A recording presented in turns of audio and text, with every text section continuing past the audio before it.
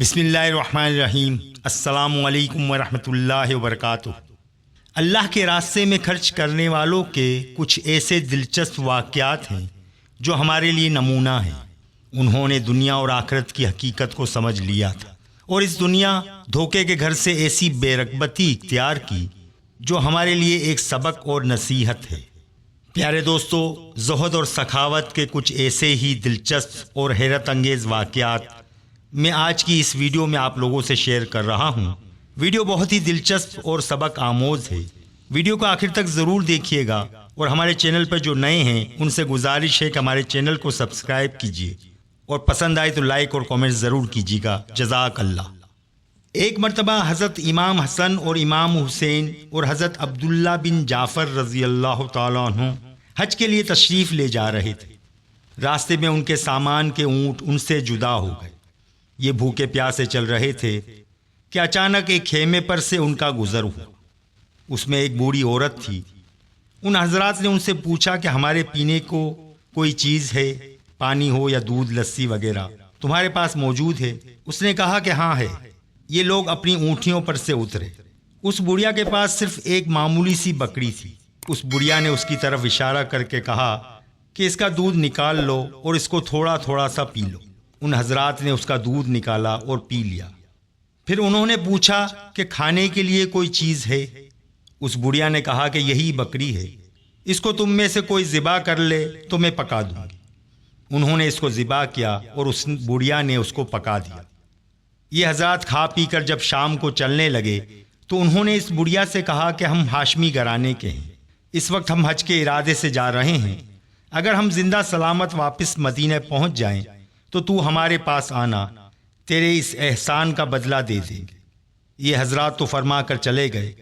شام کو جب اس کا خاوند کہیں جنگل وغیرہ سے آیا تو اس بڑھیا نے ہاشمی لوگوں کا ذکر فرمایا۔ اس کا شوہر بہت ہی خفا ہوا کہ تو نے اجنبی لوگوں کے واسطے بکری ذبح کر ڈالی۔ معلوم نہیں کہ وہ کون تھے، کیسے لوگ تھے۔ پھر وہ بڑھیا کہتی کہ وہ ہاشمی تھے۔ وہ بڑھیا آخر تک کہتی رہی کہ وہ ہاشمی گھرانے کے تھے۔ غز وہ خفا ہو کر چپ ہو گیا۔ کچھ زمانے کے بعد ان دونوں میاں بیوی کو غربت نے جب بہت ستایا تو یہ محنت مزدوری کی نیت سے مدینہ منورہ گئے۔ دن بھر وہ محنت مزدوری کرتے، کچھ سامان جمع کرتے اور ان کو بیچ کر گزارا کرنے لگے۔ ایک دن وہ بڑھیا محنت مزدوری کے لیے کچھ سامان چگ رہی تھی تو حضرت حسن رضی اللہ تعالیٰ عنہ اپنے دروازے کے آگے تشریف رکھتے تھے۔ جب یہ بڑھیا وہاں سے گزری تو اس کو دیکھ کر حضرت حسن رضی اللہ تعالیٰ عنہ نے اس کو پہچان لیا اور اپنے غلام کو بھیج کر اس کو اپنے پاس بلوایا اور فرمایا کہ اللہ کی بندی، تو مجھے نہیں پہچانتی؟ اس نے کہا میں نے تو نہیں پہچانا۔ پھر آپ نے فرمایا کہ میں تیرا وہی مہمان ہوں، دودھ اور بکری والا۔ اچھا، تو کیا خدا کی قسم تم وہی ہو؟ حضرت حسن نے فرمایا میں وہی ہوں، اور یہ فرما کر آپ نے اپنے غلام کو حکم دیا کہ اس کے لیے 1000 بکریاں خرید دی جائیں۔ چنانچہ فوراً خریدی گئیں اور ان بکریوں کے علاوہ 1000 دینار اشرفیہ نقد بھی عطا فرمائیں، اور اپنے غلام کے ساتھ اس بڑھیا کو چھوٹے بھائی حضرت حسین رضی اللہ تعالیٰ عنہ کے پاس بھیج دیا۔ حضرت حسین رضی اللہ تعالیٰ عنہ نے دریافت فرمایا کہ بھائی نے کیا بدلہ عطا فرمایا؟ اس نے کہا کہ 1000 بکریاں اور 1000 دینار۔ یہ سن کر اتنی ہی مقدار دونوں چیزوں کی حضرت حسین رضی اللہ تعالیٰ عنہ نے بھی عطا فرمائی۔ اس کے بعد اس کو حضرت عبداللہ بن جعفر رضی اللہ تعالیٰ عنہ کے پاس بھیج دیا۔ پھر انہوں نے تحقیق میں فرمایا کہ ان دونوں حضرات نے آپ کو کیا کیا مرحمت فرمایا ہے۔ جب وہ معلوم ہوا کہ یہ مقدار ہے تو انہوں نے 2000 بکریاں اور 2000 دینار عطا فرمائے، اور یہ فرمایا کہ اگر تو پہلے مجھ سے مل لیتی تو میں اس سے بھی بہت زیادہ دیتا۔ یہ بڑھیا 4000 بکریاں اور 4000 دینار اشرفیہ لے کر خاوند کے پاس پہنچی اور کہا کہ یہ اس ضعیف اور کمزور بکری کا بدلہ ہے۔ سبحان اللہ۔ پیارے دوستو، زہد اور سخاوت مفہوم اور صورت کے عمل کے لحاظ سے دو علیحدہ علیحدہ چیزیں ہیں، لیکن مال کے اعتبار سے قریب قریب ہیں۔ اس لیے کہ زہد یعنی دنیا سے بے رغبتی جس شخص میں ہوگی، سخاوت اس کے لیے لازم ہے۔ جب اس کو اس کے رکھنے کی رغبت ہی نہیں تو موجود ہونے کی صورت میں وہ لا محالہ سخاوت ہی کرے گا۔ اسی طرح سخاوت وہی شخص کر سکتا ہے جس کو مال کی محبت نہ ہو، اور جتنی زیادہ مال کی محبت ہوگی اتنا ہی بخل اس میں کرے گا۔ ایک اور واقعہ آپ لوگوں سے شیئر کر رہا ہوں، ویڈیو کو آخر تک ضرور دیکھیے گا۔ پیارے دوستو، ایک اور واقعہ سخاوت کا آپ لوگوں سے شیئر کر رہا ہوں۔ ایک روایت میں آتا ہے کہ ایک شخص نے حضرت عبداللہ بن عباس رضی اللہ تعالیٰ عنہ کو پریشان اور ذلیل کرنے کے لیے یہ حرکت کی کہ قریش کے سرداروں کے پاس جا کر یہ کہا کہ ابن عباس رضی اللہ تعالیٰ عنہ نے کل صبح کو آپ کو کھانے کی دعوت دی ہے۔ سب جگہ یہ پیغام پہنچاتا ہوا پھر رہا تھا۔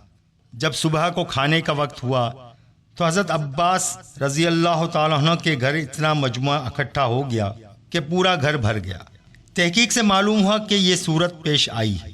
حضرت ابن عباس رضی اللہ تعالیٰ عنہ نے ان سب کو بٹھایا اور بازار سے پھلوں کے ٹوکرے منگا کر ان کے سامنے رکھ دیے کہ اس سے شغل کریں، اور بات چیت شروع کر دی، اور بہت سے باورچیوں کو حکم دے دیا کہ کھانا تیار کیا جائے۔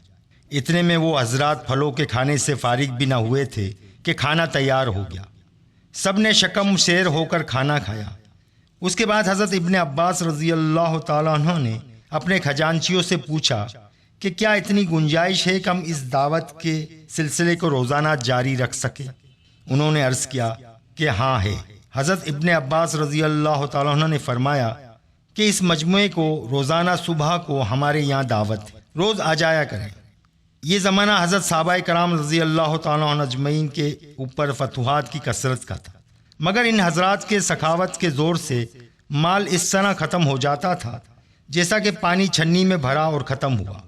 اس لیے جب ہوتا تھا تو خوب ہوتا تھا، اور جب وہ ختم ہو جاتا تھا تو اپنے پاس کھانے کو ایک درہم بھی نہ رہتا۔ نہ جمع کرنے کا ان کا دستور تھا، نہ اپنے لیے علیحدہ کر کے رکھنا یہ جانتے تھے۔ لاکھوں کی مقدار میں کھانا آتا اور منٹوں میں تقسیم ہو جاتا۔ سبحان اللہ۔ ایسا ہی ایک اور واقعہ حضرت عبداللہ بن جعفر رضی اللہ تعالیٰ عنہ کا ہے۔ حضرت عبداللہ بن جعفر رضی اللہ تعالیٰ عنہ ایک مرتبہ مدینہ منورہ کے ایک باغ سے گزرے۔